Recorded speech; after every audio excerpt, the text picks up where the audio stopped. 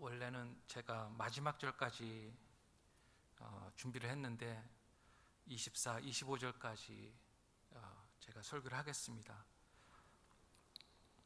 24, 25절은 이제 요셉이 잠에서 깨어서 마리아를 데려오고 그리고 아이를 낳아서 이름 예수라 하였다는 말씀입니다.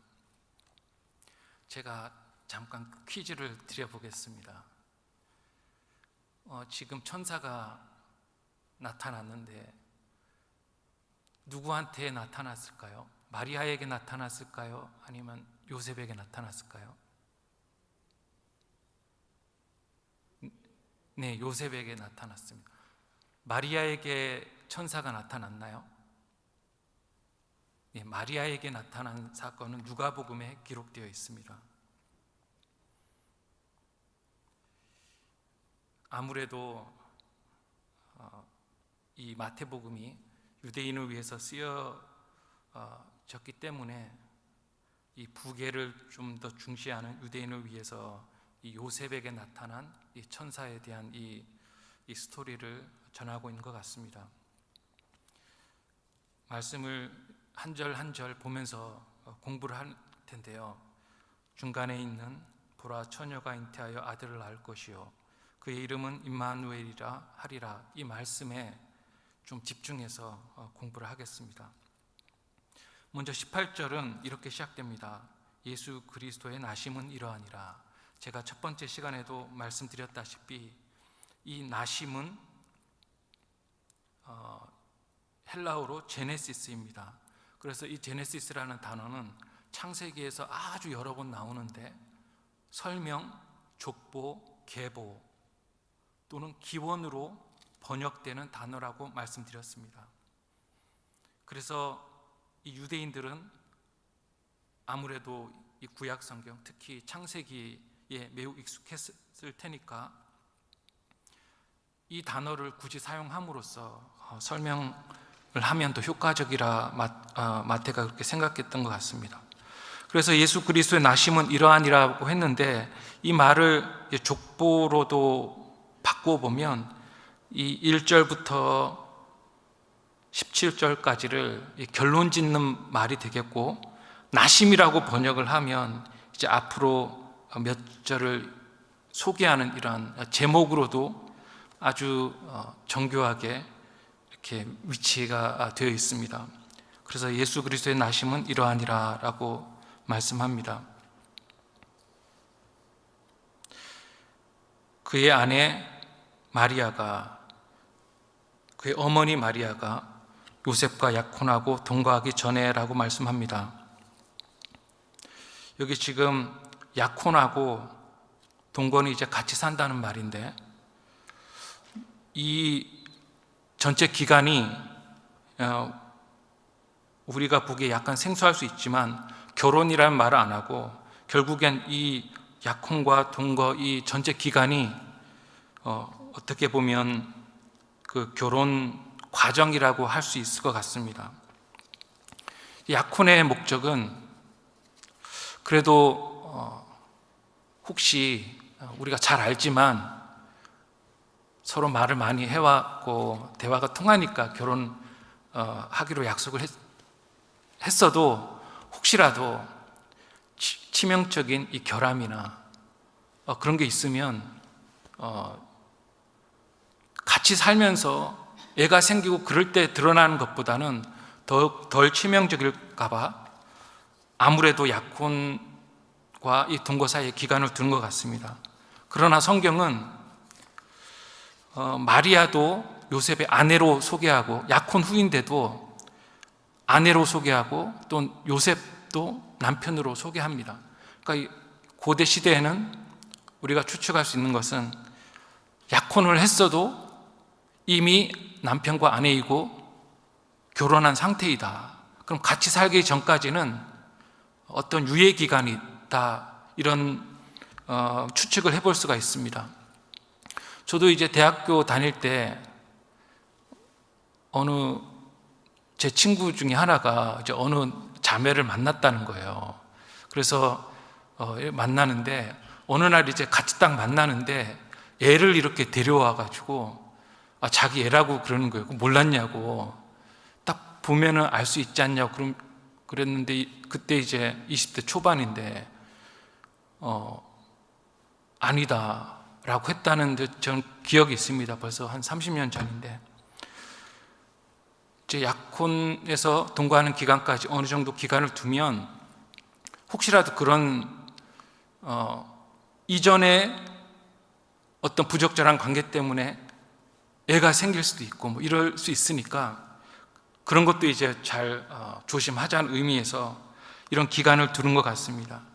그런데 아니나 다를까 가장 염려했던 것, 이 유예 기간에 마리아가 이 배가 불러 있는 것입니다. 근데 성경은 성령으로 잉태된 것이 나타났더니 이렇게 소개하고 있습니다. 이미 알고 있는 우리에게는 큰 문제가 없습니다. 천지를 창조하신 하나님께서, 흙으로 사람을 지으신 하나님께서 처녀 몸에서 아기를 낳게 하시는 것, 우리는 충분히 믿을 수 있습니다. 근데 내가 약혼한 사람인데, 약혼한 처녀가 이렇게 애가 있으면 뭐 다른 사람은 다 믿을 수 있겠지만 본인에게는 쉽지 않은 문제일 것 같습니다. 성령으로 잉태했다는데, 마리아가 저렇게 말하는데 맞나? 저라도, 저는 그런 일이 없었지만 엄청 고민이 됐을 것 같아요. 막 괴로워서, 아니야, 다른 사람의 아이라는 그 걱정도 있겠지만, 혹시라도 하나님이 그렇게 만드셨다고 해도 이제 평생 아버지 없는 자식이라고, 또는 부적절한 관계에서 난 아이라고, 죽을 때까지 사람들이 나에게 또는 이 아이에게 뭐라고 할 텐데, 이걸 내가 어떻게 해야 되나, 많은 고민이 되었을 것입니다. 그래서 18절은 성령으로 잉태된 것이 나타났더니, 걱정되는 사람은 요셉이죠. 근데 바로 다음 절에 남편 요셉은 의로운 사람이라, 그래서 우리가 딱 추측하기에는 남편이 아주 화가 났더라, 이런 구절이 있어야 되는데, 의로운 사람이라고 소개를 딱 하면서 이제 뭔가 방향 전환을 하려는 것을 알 수가 있습니다. 근데 의로운 사람인데 또 우리가 한번 추측을 해봐야겠습니다. 진짜 성령으로 잉태된 아이가 맞다고 치자. 아니야, 내가 어떻게 평생 이렇게 살지 하면서 고민이 너무 되었을 것 같아요. 그래서 결국에 이 의로운 남편 요셉은 끊기로 결정했습니다. 가만히 끊기로. 근데 여기서 의롭다는 말이 무엇인가? 제가 한번 찾아봤는데요, 쉽지가 않습니다. 왜냐하면 가만히 끊으려 하는 것을 가지고 의롭다라고 이 저자 마태가 판단했는지, 아니면 다른 무엇이 있어서 저자 마태가 요셉이 의롭다고 판단했는지 잘 모르겠습니다. 그런데 제가 지난주에도 말씀드렸다시피 왕으로 오신 예수님은 이 세상 나라를 정의와 공의가 흐르는 세상으로 만들도록 다스린다고 말씀드렸는데, 여기에 그 의가 있습니다. 근데 구약에서는 의와 정의가 다릅니다. 그러니까 공의와 정의가 다른데, 공의는 의로 나타나고, 그런데 신약은요 한 단어밖에 없습니다. 정이라는 말이 없습니다. 그래서 그냥 의만 보시면 되는데, 제가 한번 다른 영어 성경을 보니까요, 한번 띄워주실래요? 이 의로운이란 말이 대표적인 이 두세 성경 NIV, NASB, ESV를 보니까 말씀에 충실하다. NIV가 그렇게 번역을 했습니다. 이제 그 신약에서 말씀드렸듯이 신약에서 의롭다라는 말은 한 가지밖에 없습니다. 근데 NIV는 율법에 충실하다로 번역을 했고, NASB는 우리가 흔히 말하는 의롭다라는 표현을 썼고, ESB는 정의롭다는 표현을 썼습니다. 근데 여기서 가장 성경적인 이 해석은 제 생각에 NIV 같습니다. 성경에 충실했다, 말씀에 충실했다는 이 번역입니다. 이 하나님의 말씀에 부합한다, 이 의롭다는 단어는 이 어쩌다가 성경대로 무엇을 하는 것, 그것이 아니라 항상, 이 부분적이 아니라 전체적으로, 우연히가 아니라 언제나 그렇게 항상 말씀 따라 사려고 하고, 말씀을 붙들고 또 말씀에 순종하려는, 그리고 말씀이 지시하는 그 체계를 내가 채택하고, 말씀이 지시하는 세계관, 말씀이 지시하는 지식관, 이런 것을 내가 따라서 그렇게 산다는 거죠. 이 NIV의 해석이 가장 적절하다고 본다면, 그러면 이 요셉은 메시아에 대한 구약의 예언을 잘 알고 있었던 사람이다, 이렇게 번역이 가능하겠습니다.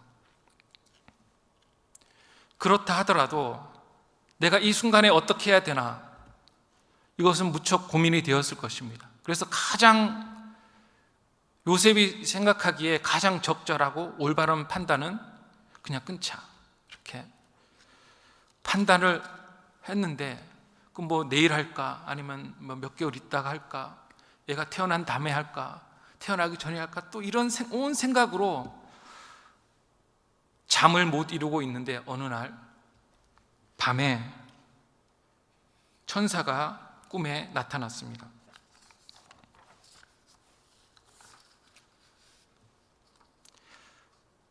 천사가 나타난 게 보통 일이 아니었습니다. 특별한 일이었습니다.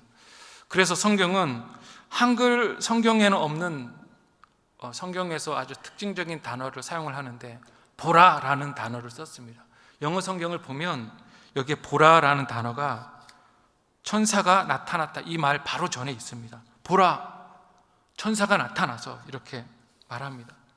그래서 여기서부터 또 보라가 한 번 더 있는데, 보라 처녀가 잉태하여 나오는 그 구절까지 성경을 아주 핵심적으로 파악하는 이 놀라운 진리가 여기에 담겨져 있고, 그것이 바로 우리가 오늘 살펴보려는 그 바입니다. 천사가 나타나서 이 요셉에게 말을 합니다. 꿈에 나타났는데, 마리아에게 나타날 때는 누가복음 1장 36절에서 마리아에게 나타날 때는 실제로 이렇게 나타났습니다. 그리고 내가 아들을 낳을 텐데 그 이름을 예수라 하라 라고 말한 다음에 마리아의 답을 기다리는 것 같은 그러한 느낌을 받습니다. 마리아가 뭐라고 그러냐면, 그렇게 말씀하신 대로 제가 임신해도 되겠어요, 이렇게 순종하는 답변을 합니다. 쉽게 제가 말씀드려서 그렇게 표현이 된 건데요, 그 누가복음 1장에는 주의 말씀대로 이루어지이다. 그래서 천사가 알리려고 나타나서 알렸지만, 만약에 마리아가 난 그런 거 싫어해 했으면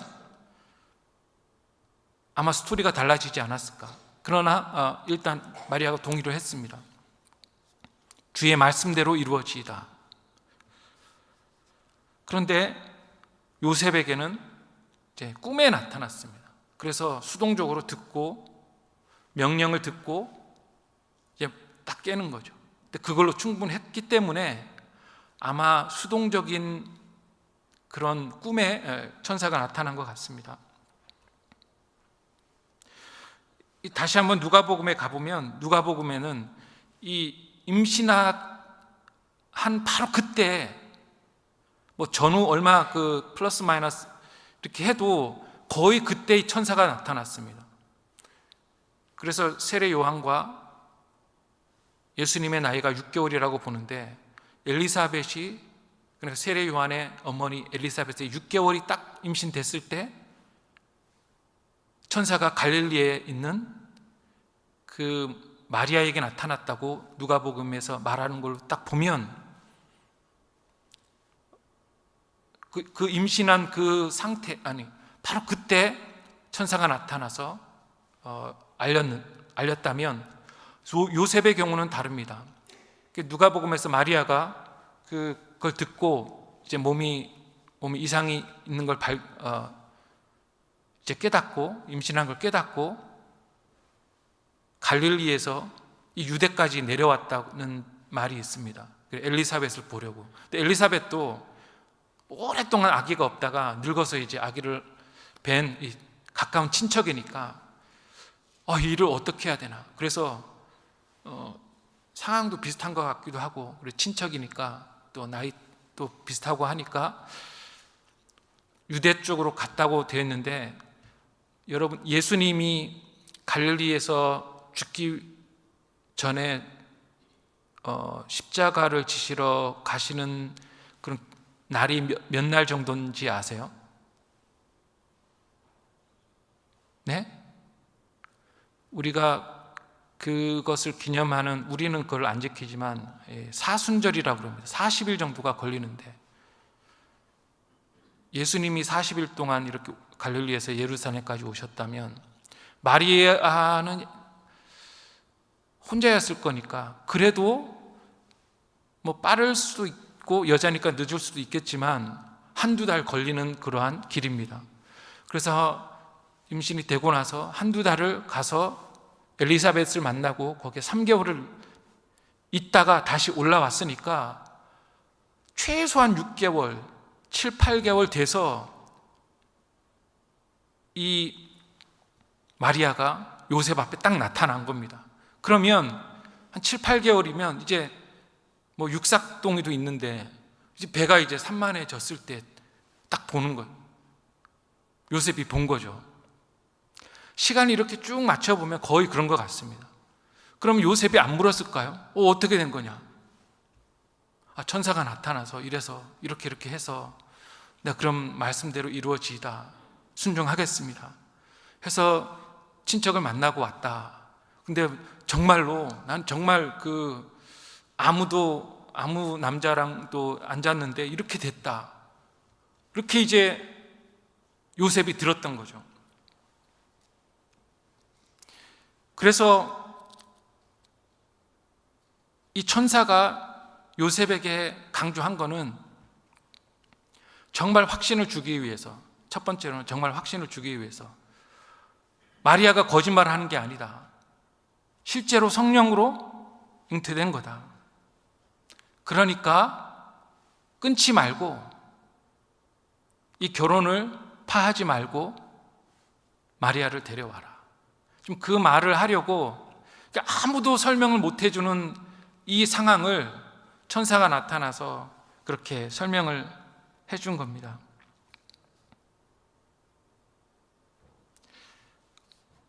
그런데 나타나기 전에, 딱 나타나서 천사가 한 말은 다윗의 자손 요세바였습니다. 요셉을 부를 때 그냥 요세바 하지 않고 다윗의 자손. 첫 번째 시간에도 말씀드렸듯이 다윗의 자손은 특히 마태복음에서는 메시아를 가리키는 말입니다. 그러니까 성령으로 잉태된 아기는 메시아다, 이것을 지금 천사가 말씀해 주고 있는 것입니다. 그리고 무서워하지 말라라고 말씀하는 것은 이건 기뻐할 일이다. 그리고 혹시라도 세상 사람들의 조롱이 두렵더라도 이게 너무 귀한 일이기 때문에 절대 그렇게 생각하지 말라. 그렇게 지금 천사가 당부하고 있는 것입니다. 그래서 마리아를 데리고 오고, 이게 첫 번째 명령이라면 그 다음 명령은 이름은 꼭, 이 아이가 나면 이름은 꼭 예수로 지어라. 근데 아들을 낳으리니 이렇게 주어가 없이 나왔는데 여기서의 여기서 주어는 마리아입니다. 성경에서 여자가 이 족보를 쭉 나열할 때 여자가 그 다음 때를 낳는다는 표현은 없습니다. 비슷한 게 있더라도 이때까지 한 번도 없었고 그 이후에도 없습니다. 그래서 예를 들어서 비슷한 표현이 창세기 17장 19절에 나오는데, 사라가 이제 남편에게 아이를 낳아주는 겁니다. 또는 아브라함이 사라에게서 이삭을 낳고. 그런데 여자가 남편의 참여 없이, 또는 남편을 위해서, 또는 남편을 향해서 아이를 낳아주는다는 이 표현은요, 앞절 16절에도 있었지만 여기서도 여자가 주어입니다.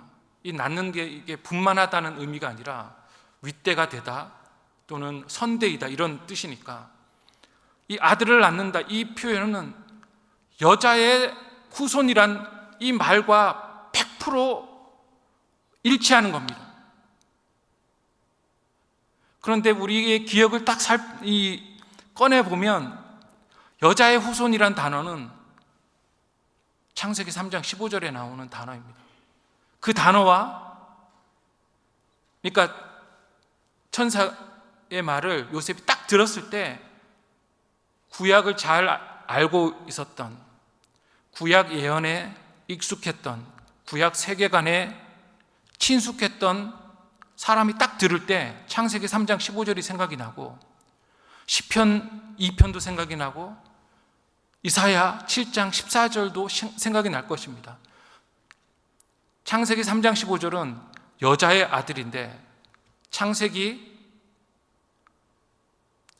시편 2편은 하나님의 아들이란 표현이 나오고, 이사야서 7장 14절에는 처녀의 아들입니다. 다시 강조하지만 성경에서 아담이 셋을 낳고, 셋이 누구를 낳고, 노아가 셈을 낳고, 다 남자의 족보인데 여자가 낳는다는 표현이 하나도 없는데, 성경에 유일하게, 인류 역사상 유일하게 여자가 낳는다는 표현은 여기밖에 없다는 것입니다. 그리고 우리가 또 하나 봐야 될 것은, 사라가, 아브라함 또는 유다가 다말에게서 누굴 낳죠? 유다가 다말에게서 베레스를 낳는데, 그 여자가 이름이 나와도 주어는 남편입니다. 또는 여자가 분만을 한다는 표현을 쓸 때는 이제 남편에게 낳아주는 그런 건데, 여기서 원래 올바른 표현이라면 마리아가 요셉에게 아이를 낳아주었다. 원래 성경의 표현을 빌리자면, 흔한 표현을 빌리자면 그렇게 해야 되는데 여자가 아들을 낳는다, 여기밖에 없다는 것입니다. 그런데 창세기 3장 15절, 이사야서 7장 14절을 보면 메시아를 뜻하는 거다라는 것입니다. 보라, 21절을 지금 하는 중인데, 21절에 보면 그의 이름을 예수로 하라. 예수라는 표현은 구약의 원래는 그 이름인데요. 지금 우리 중에도 이제 이름이 있잖아요. 저는 회사를 가면 제이라고 부르는데 원래 김제모인데, 뭐 저는 좀 비슷하죠. 근데 어떤 사람은 요한이라고도 하고 존이라고 하기도 하고 또 존이라고 하기도 하고, 이 문화가 영어 문화 이렇게 섞여 있다 보니까 그런 건데, 당시는 헬라 문화, 로마 문화, 이 히브리 문화가 섞여 있었기 때문에 이 구약이 히브리어로 되어 있는데 거기서의 그것을 잘 못 살리고 원래는 호세아, 여호수아 이런 이름인데 예수로 이렇게 표현이 됐습니다. 이거는 이제 헬라화가 됐다는 건데요. 그러면 그 구약을 되돌아보면 구원자라는 뜻이 맞습니다. 그래서 천사는 그가 죄에서 자기 백성을 구원할 자이심이라 이렇게 표현을 합니다. 예수라는 그 이름은 너무 흔했지만, 예를 들자면 로마의 압제에서 민족을 구할, 압제에서 구하는 거죠. 또 다른 민족에게서 다른 나라를 부수고 이런 의미로. 그러나 지금 예수님에게 주어진 그 임무는 죄에서 자기 백성을 구하는 겁니다. 이게 바로 일반 사람, 위대한 사람을 지금 말하고 있는 것이 아님을 지금 천사가 말해주고 있는 것입니다. 만약에 일반적인 그 위대한 사람이었다면 혈통을 넘어서지 못했을 것입니다. 근데 여기서 죄라고 말을 하고, 죄는 인간의 보편적인 현상입니다. 누구에게나 어느 민족에게나 있는 현상입니다. 아무리 능력이 세도 한 사람도 구원할 수가 없습니다. 인간은 다른 한 사람도 구원할 수가 없습니다. 그러나 지금 이 천사의 말은 그의 백성 모두를 죄에서 건져내실 분이라고 말씀하고 있는데, 하나님밖에 못하시는 그러한 일을 이 예수님의 사역에 지금 덧붙이는 것입니다. 그래서 이분은 지금 계속 이분이 누구시구나, 앞으로 나실 이분이 어떤 분이시구나를 이제 요셉이 이제 천사의 말을 통해서 깨달아가고 있는 것입니다. 23절을 보면 이제 가장 중요한 말이 나옵니다. 보라, 처녀가 잉태하여 아들을 낳을 것이요. 이 구절은 이 이사야서 7장 14절에 나오는 말씀인데, 그의 이름을 임마누엘이라 하리라. 임마누엘은 번역한즉 하나님 우리와 함께 계시다 함이라고 말씀합니다. 이미 천사가 예수라고 이름을 지으라고 명령을 했는데 한 번 더 그의 이름을 다시 한번 말씀해 줍니다. 그 이름은 임마누엘이다.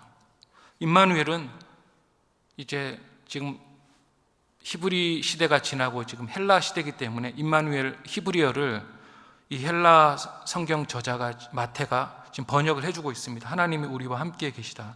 원래 계시다라는 단어는 여기에 원어에 없습니다. 하나님이 우리와 함께, 우리는 인간을 뜻합니다. 예수님 안에서 하나님이 하나의 그리스도 인격 안에 참 하나님과 참 인간이 함께 있는 그러한 분임을 말씀하고 있는 것입니다. 그래서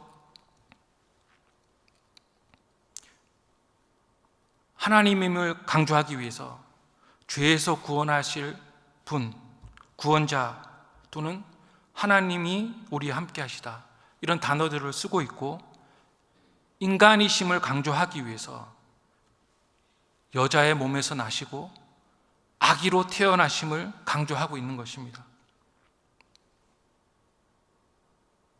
귀신들은 먹지 못합니다. 인간이 아니면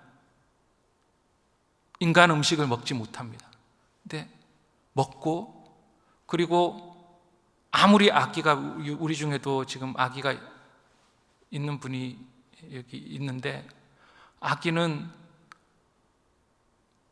아무리 먹는 게 부실해도, 부실한 게 아니라 아무튼 먹고 몸집이 커지고 키가 자라고 또 지혜도 자라고 그러한 단계를 꼭 거치는 게 인간입니다. 그래서 아무리 악이라 하더라도 우리는 그것을 사람이다, 인간이라고 하는 것입니다. 그리스도께서 아무리 위대하신 분이라 하더라도 악의심을 벗어나지 않은 정상적인 사람으로 태어나셔서 정상적인 다른 사람처럼 응애도 하셨고 또 음식도 젖도 먹고 음식도 먹고 사람들이 다 먹는 그런 음식을 드시면서 몸이 자라고 지혜가 자라는 그 과정을 거치신 후에 사역을 감당하셨다는 것을 지금 아이로 태어났다는 말씀으로 우리에게 강조해 주시고 있는 것입니다.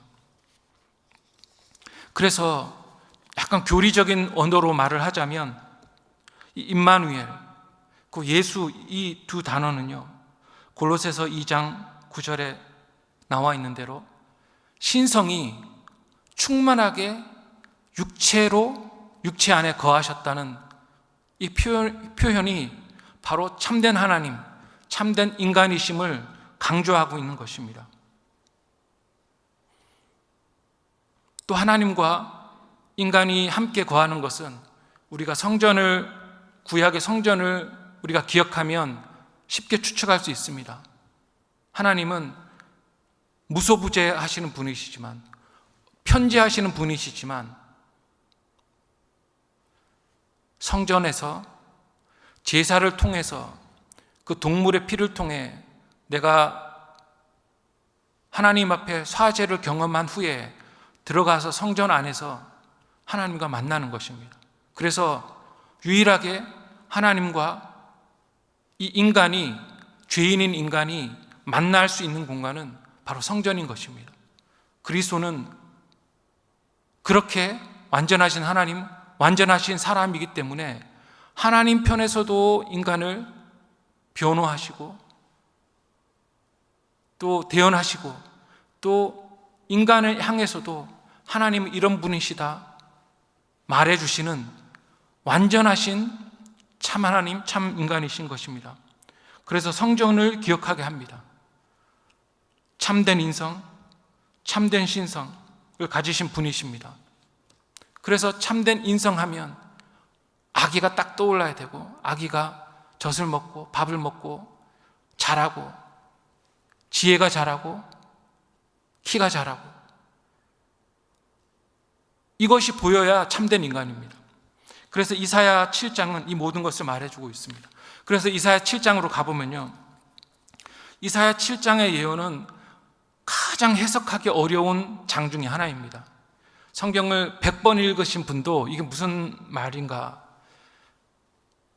쉽지 않습니다. 그래서 제가 쉽게 한번 풀어보겠습니다. 이 예언은 언제 생겼냐 하면요, 이사야가 한 예언인데 아하스 왕 때 한 예언입니다. 전에도 말씀드렸다시피 북이스라엘과 남유다는 이제 명분이 남쪽 유다로 갔기 때문에 남쪽 유다에는 선한 왕들이 더 많았습니다. 북쪽에는 선한 왕이 하나도 없거나 한 명인가 있을 정도로, 그래도 딴 나라들보다는 낫죠. 그 사람도 막 심판자로서 행하느라고 선하다는 걸 들었지 아무튼 다 나쁩니다. 근데 남유다는 대부분이 선한데 아하스가 악한 왕으로 나옵니다. 그래서 이사야가 아하스 왕 때 섬겼는데 그 1장 1절에 보면 이사야가 4왕을 섬겼습니다. 유다 선지자로 우시야, 요담, 아하스, 히스기야 왕 때 예언했다고 되어 있습니다. 그런데 다 선한 왕인데 우시야, 요담, 히스기야 다 선한 왕이잖아요. 근데 그 악한 왕 아하스 때 생긴 예언이라는 것입니다. 이사야가 므낫세 때도 살긴 살았는데 사역은 하지 않았습니다. 그러니까 다 오래 산 왕들이고, 그렇게 보면 이사야는 엄청 오래 살았고 사역도 엄청 오래 했습니다. 그렇지만 그 오래한 사역 중에 다 그 아하스 왕 때 거의 그 내용으로 다 전체를 푼다고 봐도 과언이 아닐 만큼 지금 이 사건이 중요합니다. 그 선한 왕 우시야는 52년을 통치했는데 얼마 동안인지 모르지만 앞에는 선했습니다. 근데 뒤에는 악해서 교만해져서 내가 제사를 드려보겠다 해가지고 성전에 들어갔다가 나병이 생겨서 그냥 격리돼서 통치를 못했고, 그 아들 요담이 아버지를 대신해서 통치를 했습니다. 근데 제가 보기에는 한 10년, 20년, 아마 30년 후반이라고 했으니까 25년, 52년 중에 그 정도 긴 기간을 아들이 아버지 대신 다스렸는데 12년이라고 나옵니다. 문둥병으로 우시야는 그렇게 있고, 그러다가 어느 날 우시야 왕이 딱 죽습니다. 그때 우시야 왕이 이사야 6장에 나옵니다. 거기에 우시야 왕이 죽던 해에 내가 본즉, 그래서 소명을 받습니다.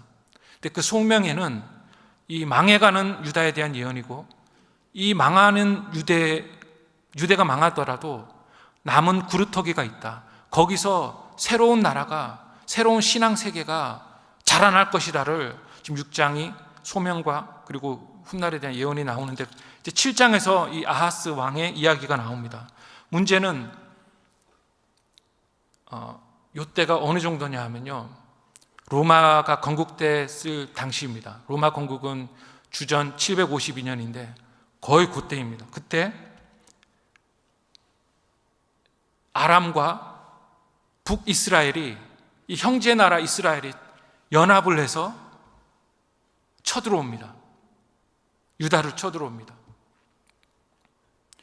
왜 형제 나라 북이스라엘이 왜 유다를 망하게 하려고 쳐들어왔는지 모르겠습니다. 아무튼 아람과 같이, 아람은 영어로는, 한국말로는 아람으로 되어 있으면서도 영어로 보면 수리아로 나옵니다. 지금의 시리아죠. 그 두 나라가. 그리고 아수르는 조금 더 이쪽 이라크 쪽으로 있는 그런 지역입니다. 니느웨가 그 유브라데강 중간 정도에 있는 성이기 때문에 그 산 쪽에서 거기에 이제 아수르가 지금 막 철기 문명을 배워가지고 전 세계를 제패하려고 하고 그런 야망을 가지고 그렇게 성장하고 있는 그런 나라였습니다. 근데 아람과 이 북이스라엘이 쳐들어오는데 온 나라가 떨었습니다. 하나님께서 이 나라가 영원하고 다윗의 왕조가 영원하리라고 한 이 유다 나라가 망하게 생긴 것입니다. 그런데 왕이 너무 두려워 떱니다. 7장 1절 성경을 보면 우시야의 손자요 요담의 아들인 유다의 아하스 왕 때에 아람 왕 이스라엘 왕이 쳐들어왔어요. 근데 능히 이기지 못했다는, 결론적으로는 이 나라가 망하지 않았다, 유다가 망하지 않았다, 능히 이기지 못한이라는 결론입니다. 근데 이 나라가 너무 두려워 떠는 거예요. 그래서 너무 두려워 떠니까 이사야의 첫 사역은 뭐냐면 가가지고 떨지 마라. 하나님이 영원한 나라라고 했는데, 또 다윗 왕조가 영원하리라고 했는데 절대 안 망하니까 걱정 말아라, 두려워하지 말아라. 그렇게 지금 이사야가 거의 첫 사역으로 아하스에게 말을 하고 있습니다. 아하스가 듣지를 않는 거예요. 계속 불안해하고. 그런데 이 하나님의 나라, 이 유다를 깨부수려고 하려고 하는 이 상황에서 이사야가 줄 수 있는, 또는 하나님이 하실 수 있는 가장 최선의 말씀은 무엇일까? 지금 그것을 이사야가 또는 하나님이 고민하셨나 봅니다. 그래서 제발 하나님께 기도하고 하나님을 붙들어라. 그렇게 두려워 떨지 말고. 근데 결국에는 아하스가 말을 안 듣고 지금 신흥 강국으로 떠오르고 있는 북이스라엘과 그 위에 수리아, 그 더 멀리 있는 아수르에게 도움을 청해서 결국에는 단기적으로는 이 위험을 모면한 것 같지만 하나님이 원하신 방법은 아니었습니다. 그래서 결국엔 어떻게 되냐면 많은 금과 은을 아수르에게 내주고 결국에는 아수르도 평화조약은 영원하지 않다, 그런 말이 있습니다.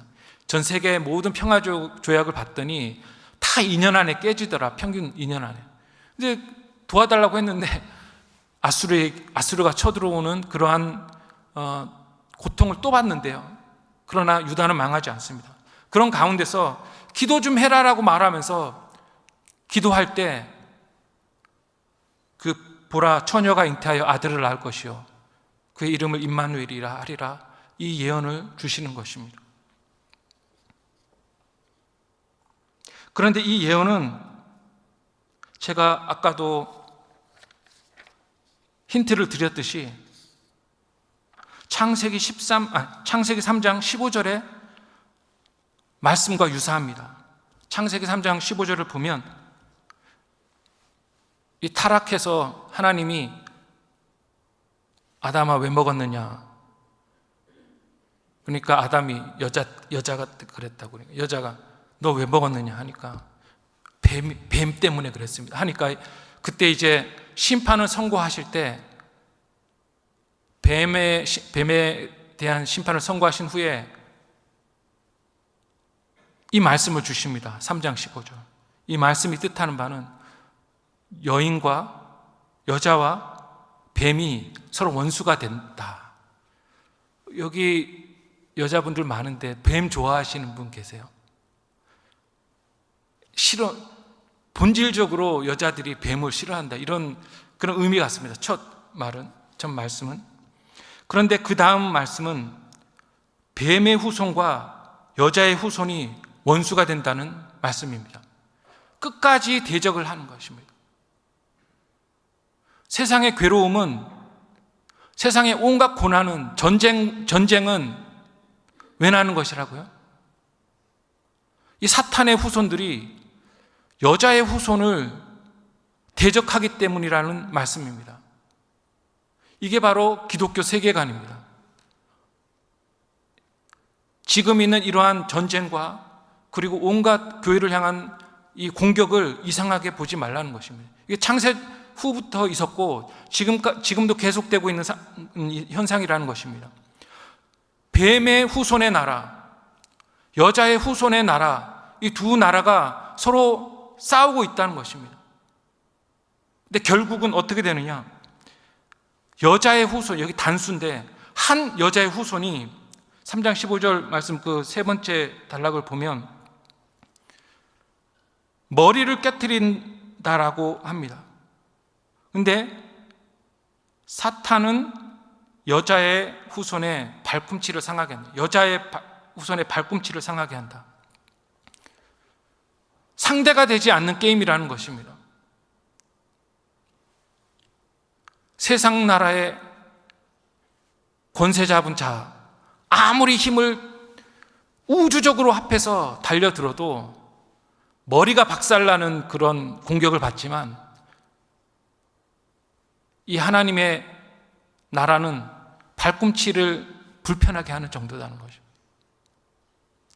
여자와 뱀이 서로 원수가 되고 여자의 후손의 나라와 뱀의 후손의 나라가 서로 적대적인 관계에 있고, 그렇지만 궁극적으로는 이 한 여자의 후손이 뱀의 머리를 깨부트려 버린다.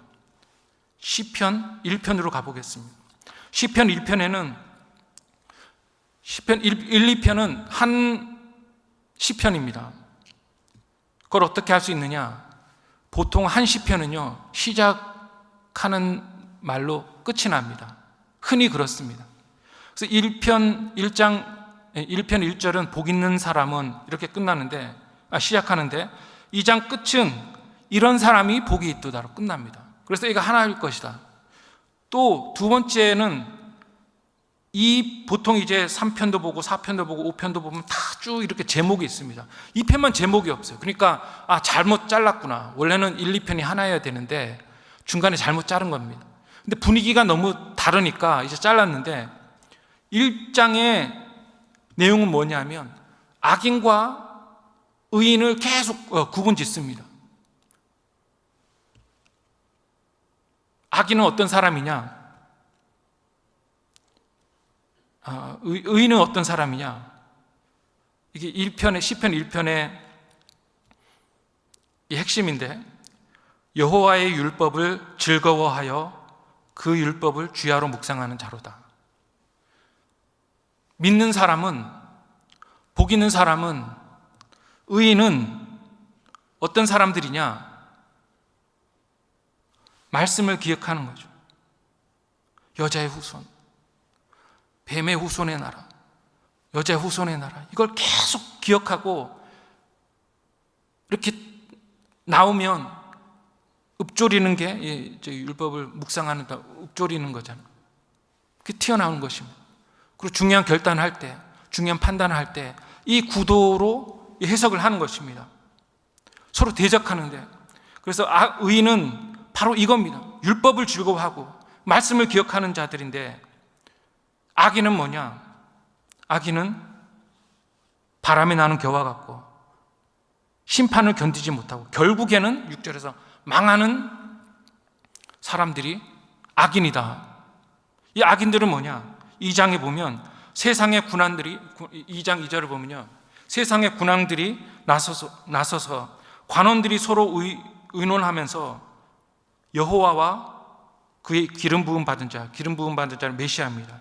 메시아를 대적하여 우리가 한번 이겨보자, 하나님을 이겨보자 하고 연합해서 달려드는 이 모양인 것입니다. 의인의 나라, 악인의 나라가 서로 싸우는데 연합해서 지금 쳐들어옵니다. 근데 하나님이 뭐라고 그러시냐면 웃으십니다. 4절에 보면 하나님께서 웃으시고 이 일을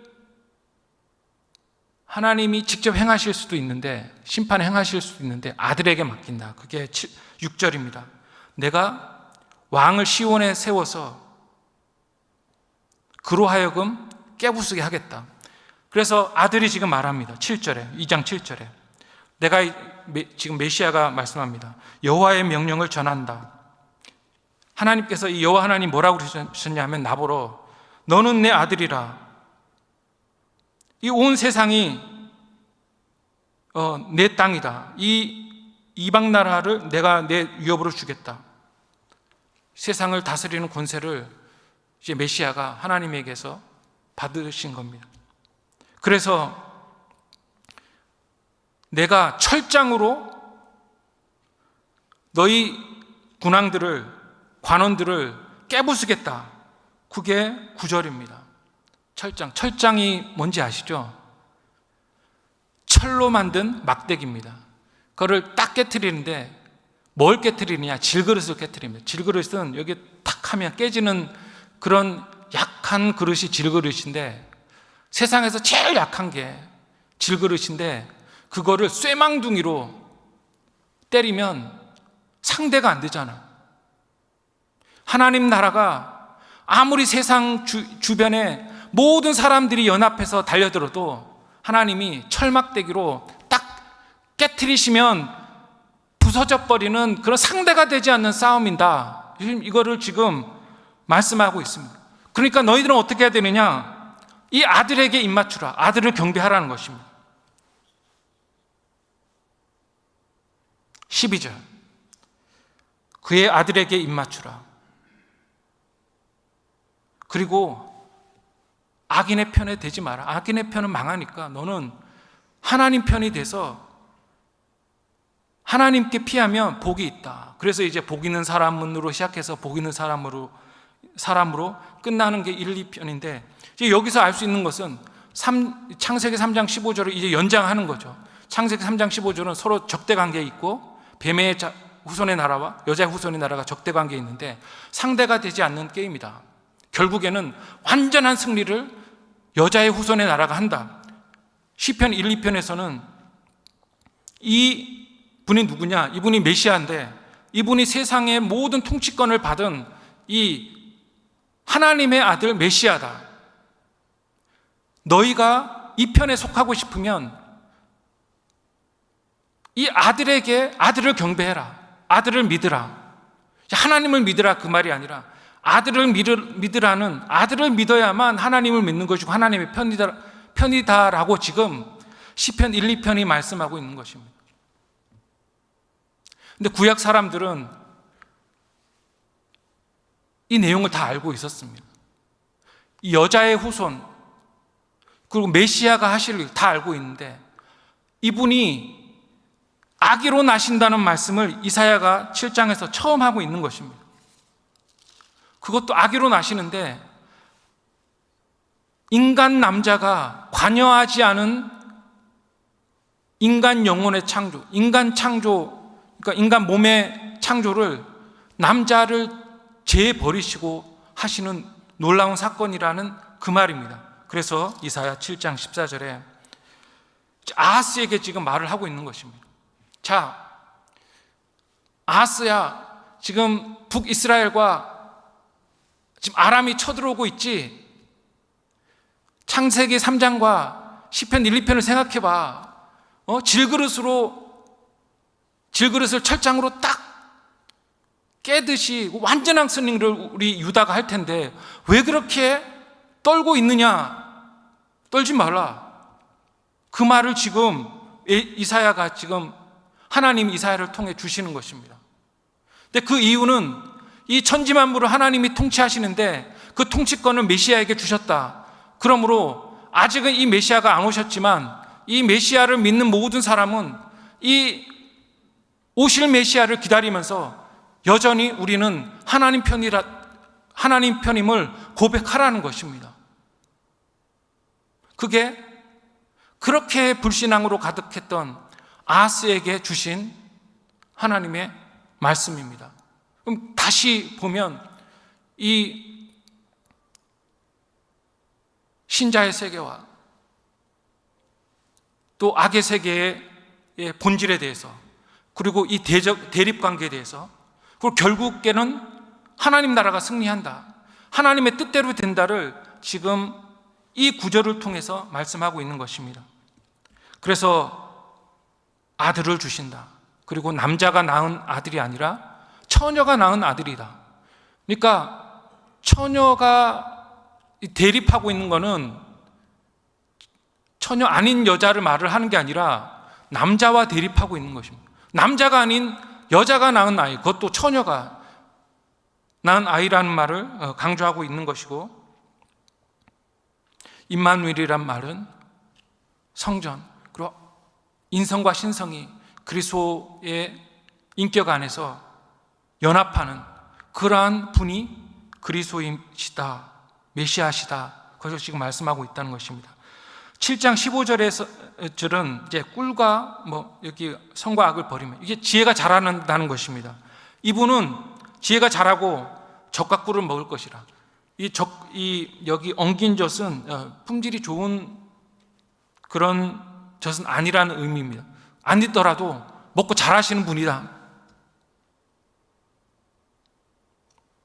이분만 믿으면 하나님이 철장으로 질그릇을 깨부시듯이 유다가 이길 것이다, 걱정 마라 라고 말씀하시면서 이제 찬란한 그 메시아 예언이 시작이 되는 것입니다. 메시아 예언의 정말 놀라운 말씀 중에 하나는 9장 6절입니다. 이사야 9장 6절을 보면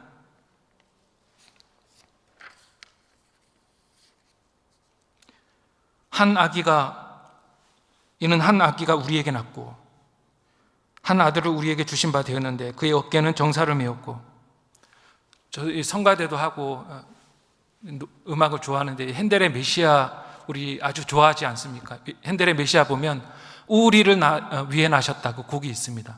그 곡이 한글로 이거 잘 들어맞지 않는데 영어로 보면 완벽하게 이 구절입니다. 우리를 위해 나셨다, 한 아기 우리를 위해, 그 어깨에 정사가 매일이라, 기묘라 모사라 전능의 왕, 영원의 아버지여 평강이, 완전히 그 메시아, 핸델의 메시아 곡 중에 있는 우리를 위해 나셨다, 그 곡이 이 구절에서 딴 것입니다.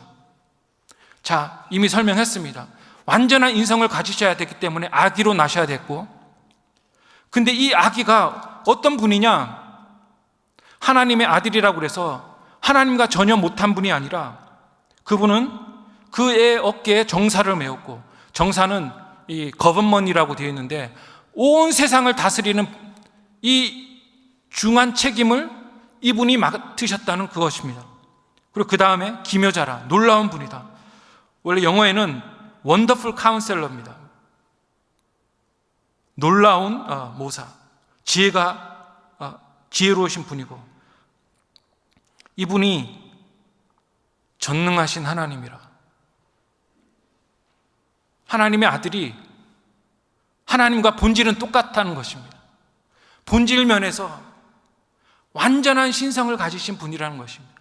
전능하신 하나님은 아브라함이 하나님을 만났을 때 당신은 누구이십니까? 하니까 여호와 하나님이 전능한 하나님이라 자신을 소개하셨습니다. 아브라함이 그렇게 섬겼던 하나님과 이 메시아가 같은 분이라는 것을 지금 말씀하고 있죠. 그럴 뿐만 아니라 영존하시는 아버지, 영원하신 아버지, 아버지라 하면 모든 만물의 기원이 그에게서 났다, 이 뜻입니다. 예수님도 이 그리스도가 어느 시간의 한 시점에서 존재하다가 하늘 올라가신 분이 아니라 영원 전부터 계시던 만물의 기원이 되시는 그런 아버지에 해당하는 분이 메시아라고 지금 말씀하고 있는 것입니다. 평강의 왕이라. 그분의 통치 자체는 온 세상의 평화를 누리는, 평강이 그분의 별명인 왕이신, 그러니까 탁월한 통치를 얘기하고 있습니다. 그래서 그 결과는 뭐냐? 9장 7절에 나옵니다. 정사와 평강의 더함이 무궁하며 다윗의 왕좌와 그의 나라에 군림하여 그 나라를 굳게 세우고 지금 이후로 영원히 정의와 공의로 그것을 보존하실 것이라. 만군의 여호와의 열심히 이를 이루시리라. 하나님이 내가 열심히 이 일을 행하시겠다. 메시아를 한 아기로 보내서 일을 행하겠다. 그리고 메시아에 대한 예언이 이사야에서 11장에 나오고 계속 쭉 나옵니다. 40장에도 나오고 53장에 우리 죄를 위해서 찢기시고 상하시고 53장에도 나오고 계속 나옵니다. 근데 이게 구약의 핵심인데, 이제 요셉이 이 말씀을 딱 들었습니다. 요셉은 의로운 사람이었습니다. 의롭다의 정의는 율법에 충실하다, 말씀을 잘 지킨다는 사람, 이런 뜻이라고 했습니다. 구약을 잘 기억해 보니까 하나님이 창세기에서, 시편에서, 이사야에서 이렇게 말씀하셨네. 그리고 예수님을 딱 보니까 그 징조가 뭐냐면 처녀가 아들을 낳을 것이라는 그것과 딱 맞아 떨어지는 것입니다. 해석이 이제 너무 쉽죠. 이런 경우가 역사상 없었고 전혀 없었고 앞으로도 있을 것 같지 않은데, 성령으로 나신 인간이 관계하지 않아서 인간의 공로가 전혀 없는 그 형태로 마리아에서 몸에 아기로 나신 분이 바로 임마누엘이고 그의 이름은 예수다 하니까, 구약이 이 의로운 요셉의 생각에는 구약이 완전히 다 해석이 되면서 이분이 메시아구나. 그래서 밤새 고민하던 그 고민이, 이거를 오늘 가서 말을 할까? 언제 끝차고 말할까?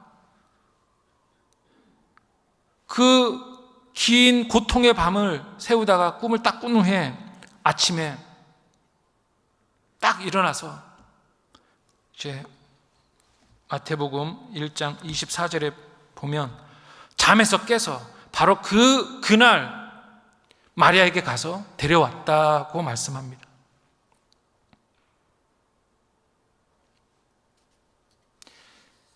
그래서 의로운 요셉은 천사의 말에 즉각적으로 순종해서 마리아를 데려오고 이름을 자기 생각대로 짓지 않고 천사가 말한 대로 예수라고 짓습니다.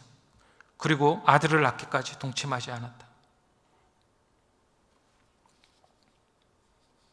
이렇게 주의 사자가 분부한 대로 요셉은 행했습니다.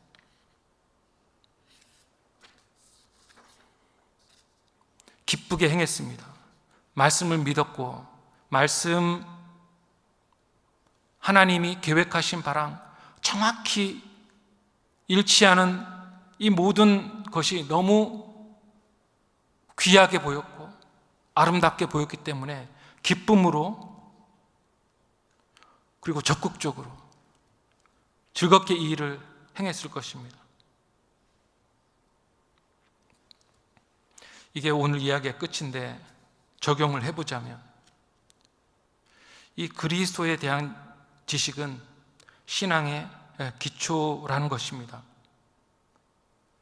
이분이 왜 오셨는가? 이분이 어떤 분이신가? 이것이 우리의 신앙의 기초가 되어야 됩니다. 이분이 죄에서 우리를 자기 백성을 구하실 수 있는 분이시기 때문에 그에게 우리가 죄를 회개하고 나아갈 때 그의 백성이 된다. 이것을 이 말씀을 통해서 아는 것입니다. 구약이 너무 어렵고 창세기의 족보가 너무 어렵고 근데 이거를 쭉 꿰면요 성경이 너무 재밌고 단 것입니다. 예수님이 이렇게 오시게 되었다. 이게 성경 이야기 전체입니다. 오셔서 이렇게 하셨고 그 이후에 교회는 이렇게 성장했다. 그래서 하나님을 아는 것입니다. 그리스도를 통해서 하나님이 그 태초의 약속을 아브라함을 통해서도 지키셨고 다윗을 통해서도 지키셨고 그리고 이사야 때 그 불순종하는 사람을 향한 예언에서도 찬란하게 하나님의 그 영존하시는 영원하신 하나님을 예수 그리스도의 그 예언을 통해서 배울 수 있는 것입니다. 그래서 예수님은 우리 신앙의 전부가 된다고 우리는 고백하는 것입니다. 어떻게 오셨고 왜 오셨고 어떤 사역을 하셨고 그분의 본질은 무엇인지를 그리스도를 알면 알수록 알게 되며 그것이 우리의 신앙이 깊어진다고 말하는 것입니다. 우리가 고통이 있어서 참는다고 참아지지 않습니다. 요셉처럼 이게 하나님의 일이구나, 하나님이 계획해서 하셨던 일이구나, 그러면 고통이 고민이 기쁨으로 바뀌는 것입니다.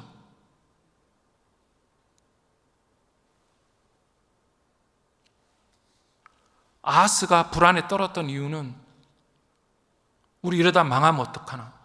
근데 하나님의 예언과 하나님의 뜻을 이전의 말씀들을 통해서 살펴보면 절대 망하지 않고 아무리 세상이 교회를 공격해와도 철장으로 질그릇 깨듯이 쉽게 하나님이 모든 악한 대적들을 이기고도 남음이 있는 분이다라는 것을 우리가 알 때 불안에 떨지 않는 것입니다.